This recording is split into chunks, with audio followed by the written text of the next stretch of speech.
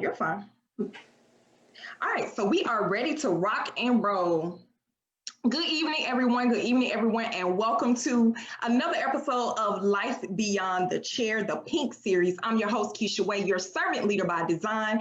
I serve as the bridge to your transformation. I'm also the founder of Journey to Healthy Healing, where we take you from hopeless to full of faith, hope, and courage. If you were able to catch us on last week, you know that Life Beyond the Chair, the Pink series, it was birthed out of a time where I myself was diagnosed with stage 4 colon cancer. And during that time, as I was volunteering, I was able to assist and help the people that were in there receiving treatment in the very same treatment center where I received 12 rounds of chemo. During that time, I was asked, why are you here? And my response was, I wanted to show others that there was life beyond the chair. And that is how we came here. And during the month of October, we are sharing with everyone the awareness about breast cancer. And I have so many guests that are going to be joining me. And tonight we have, I'm so lost, sorry. Tonight, because I'm thinking about the name that you said, but that's fine. So tonight we have Winifred. Winifred is a 10-year survivor, and she is sharing her story with us on tonight. So if you are ready to get started, go ahead and drop a number 1 down in the comment box, and that will let me know that you are ready to get started. All right, so we're going to go ahead and roll with these questions. First of all, I want to say thank you so much for deciding to join me and to go live and share your story and your testimony with others. You are so welcome. Thank you, thank you. So I want to just start out by asking you to tell us a little bit about yourself. As you stated, I'm Winifred Kennebrew. I am a wife and mother of 2, live in Conyers, Georgia, and basically living the dream, continuing this ongoing daily battle, like you said, life after the chair. Yes, definitely, definitely. So I want to ask you, how was your cancer journey discovered? How did you discover that you actually had breast cancer? It's funny. I didn't personally discover it. I went in for an annual appointment with my gynecologist, who said, "Hey, Winifred, you're 35. Why not just go ahead and get a mammo?" Okay, I'm thinking, of course, we always heard 40 is when you go get mammograms. So I did, and I had my mammogram, came back abnormal. I then went to have my biopsy done, and there it was. So you were actually able to discover yours through having a mammogram? Absolutely. Okay. Now, were you doing self-checks on your own? I was. I had no lumps, no pain, no signs of anything. Gotcha. So which form of breast cancer did you actually have? I ER/PR positive. ER/PR positive. And what stage was that? Was it early? 1. Okay, so it was early stage, which is very always early. Very early. Very early. Now, was there a history of breast cancer in your family? Not that I'm aware of. Not that you're aware of. So it was your first time ever coming across this? Or did you have Well, actually, no. My mother had ovarian cancer. Okay. And from what I learned later is there are links between ovarian, prostate, and breast cancer. So you could have one of the 3 if either runs in your family, but I was the first to have breast cancer. Okay. So did you do any type of genetic testing just in case? I did, and it was negative, no gene. Okay, because I did do genetic testing as well, and there were no genes. So it was kind of like what they call spontaneous. Right. What I was told. That's definitely what I was told. Okay, so tell me about when it was revealed to you that you actually had cancer. When you heard the words "you have cancer," how did you manage what you actually heard? It was like an out-of-body experience, actually. And when we went back to get the results, I knew, what I'm saying? It's like my gut was kind of like, it's like I went to the doctor's office. It was a lot of weight. It was a lot of what I felt like was like tiptoeing around. I was like, this is it, but even after I heard those words, it took me a minute to process it, because I was like, how, why, like, how could this happen? But Mhm. I kind of knew. I kind of knew. Just that gut feeling telling Just you that good. that. Yeah. Yeah, I can definitely understand that. So I want to know, what was your support system like during that time? Did you rely on your family? Did you rely on church members or support groups?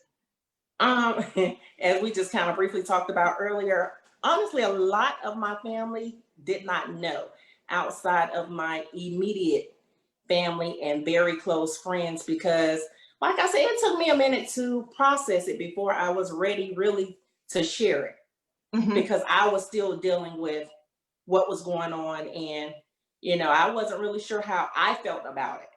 Hmm. So it was really a very close knit group of people that knew. And I can relate to you on that, because that's exactly how I was. I found out in November of 2017. Very select few people outside of my family knew. I didn't share it with the world until August of 2018. Therefore, I was over and done with all of my surgeries, my chemo, and everything that had to go on. And it was personal, but it wasn't necessarily personal. It was like, I didn't want anyone else speaking death over me. I didn't want anyone else bringing about a negative mindset that would have changed what I already thought and moving forward with the diagnosis that was received. So I definitely understand. And pretty much that was it. At that point, it was like I felt what I was gonna feel. I went through all of the emotions. I was in fight mode. It's like I didn't want anybody putting an expiration date on me. I didn't want anybody asking a whole bunch of questions or making me doubt what I was going through. So, like you, I waited until I was done. I mean, I went to radiation for over a month every day, and then went to work like nothing was going on, because I was just like, it was about me. I was very selfish about Mhm. their diagnosis. And I can definitely understand that. I can definitely understand that. So I was going to ask you, were you eager to share your journey? But you've already told us, Oh no. not right off the bat. You were not ready to share that until it was time for you to share, because I know sometimes people are eager to blurt it out to the world, and then there are some of us that choose to hold on to that information until we feel as though we are completely ready. So I do want to ask you, what would you say to that woman that doesn't get a mammogram or doesn't do the self exams? Just how would you, get the message across to her that she needs to get a mammogram and she needs to do those self exams? Oh, absolutely. It can definitely be life saving. I mean, it was for me.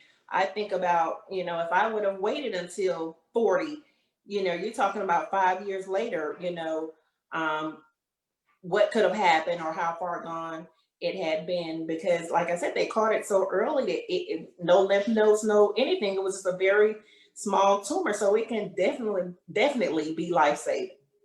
Mm-hmm. Definitely, definitely. So, how would you say the journey of cancer has changed your life? Um, I've always had a appreciation for life, but I have even more of an appreciation. I'm very protective of my space, my time, my energy. I travel more. I say no unapologetically. If I Mm-hmm. don't want to do it, I'm not doing it.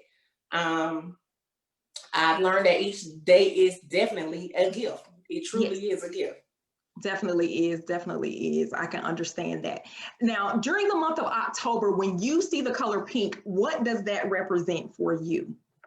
It represents fight. I just see fight, fighters, warriors, awareness. And for me, when I see pink, that's what I think about the fight.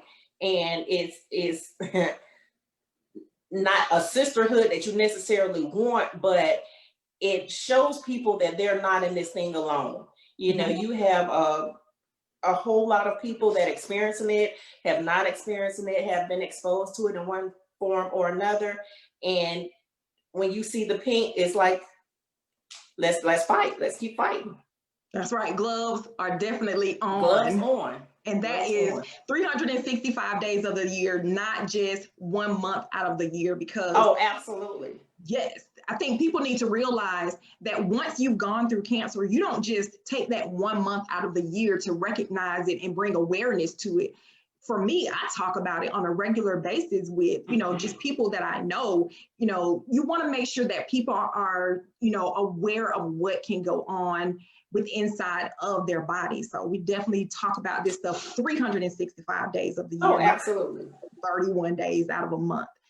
Okay, so as we are coming to the end, I want to ask you, how do you live your life beyond the chair? I know you've already shared with us that you travel and you say no unapologetically, but I want to know, how do you yourself live your life beyond the chair?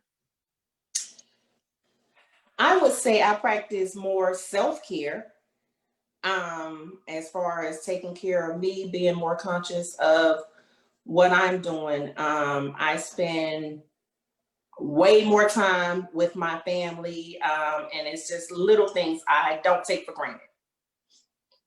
Definitely. Self-care is like number one. It is key, because how can you, pour into someone else's cup if your cup is empty? Absolutely. So you have to make sure that you're pouring into yourself before you can go out into the world and give to anyone else, and before you can give to your own family, because those people within our four walls, although they need us, we have to be healthy in order to provide for them. Right. Now, I know that there are some things that you're doing during the month of October. So I want to ask, how is it that others that are watching can actually support you? Because I know you've been posting about helping others that are currently going through treatment. So I want to know, if anyone wanted to reach out to you right now to help out, how could they do that? You can reach out to me via Instagram, Facebook. When this journey started, we came up with the team Boob Patrol, pretty much to say, hey, we're patrolling. We're patrolling these boobs. We need everybody checking boobs, and we need to make sure everybody's safe, per se. So we came up with the name. Actually, my husband kind of, but came up with that name. And actually, Boob Patrol is now a nonprofit. So our objective is to bring awareness, support those that are going through the struggle, provide them with things they may need, like little things like hats, scarves, groceries, if you need a ride somewhere, like, anything we can do to kind of help out, because we know that the caretakers take a blunt of what's going on as well. Anything we can do to kind of soften the blow, we do that. Got it. I definitely understand. So if someone wanted to donate monetarily to the Boob Patrol, how would they be able to do that? You can donate to Boob Patrol via Cash App, PayPal, are the two methods that I have right now. Okay. And soon, my link is not up, but soon the link will be up. But you can definitely donate in those two ways. And all proceeds go to Boob Patrol to help in this fight. Got it. So ladies and gentlemen, you have heard Miss Winifred talk about Boob Patrol. So I definitely want to encourage you to drop something in her Cash App, drop something in her PayPal. Let her know that you are willing to support her. I know that, with all the things that are going on in the world right now, we may not be able to get together face to face, but virtual support definitely helps. So if you can find it within your heart to give to this cause, I would definitely encourage you to do so, because I am positive that it will go and be used in the right direction. You heard her say that they are willing to go out and help caregivers. They're willing to go out and help those that are currently in treatment by providing meals, by providing rides. And those are some of the most important things you need when you are going through the woes and the journey of cancer. So again, Ms. Winifred, I really want to thank you for accepting the invitation to share your story about your 10-year survivor. Thank you. Thank you so much for inviting me. And still, I have been soliciting for those that are going through treatment, that may need anything that we can kind of help. I have not gotten contacted by a lot of people. Like, I'm still available. If somebody may need a little something, you can reach out to me. Is there an email on or Instagram anything? or Facebook. No email, just Instagram or Facebook? Yes, boobpatrolga.gmail.com. Okay, so we'll make sure we go back and put that down in the links. So that's boobpatrol.ga. boobpatrolga at Gmail. At Gmail. Okay, definitely we'll make sure that we take care of that. Again, thank you for joining us. We are coming to an end, ladies and gentlemen, and I'm so honored that you all chose to be here with us again on our second episode of Life Beyond the series. Life Beyond the Chair, the Pink series.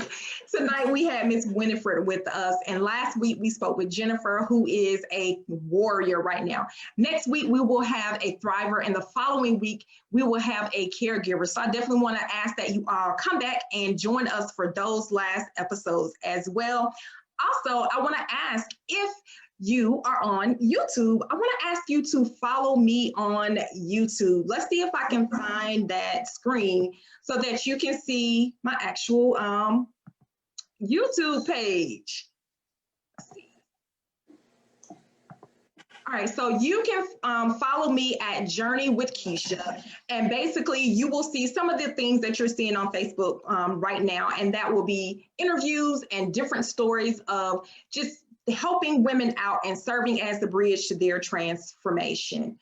Again, it is such an honor and a pleasure to serve you all, and thank you, Miss Winifred, for joining us. You're welcome. Guys, next week. You all have an awesome week. Bye-bye. Thank you, guys. Thank you.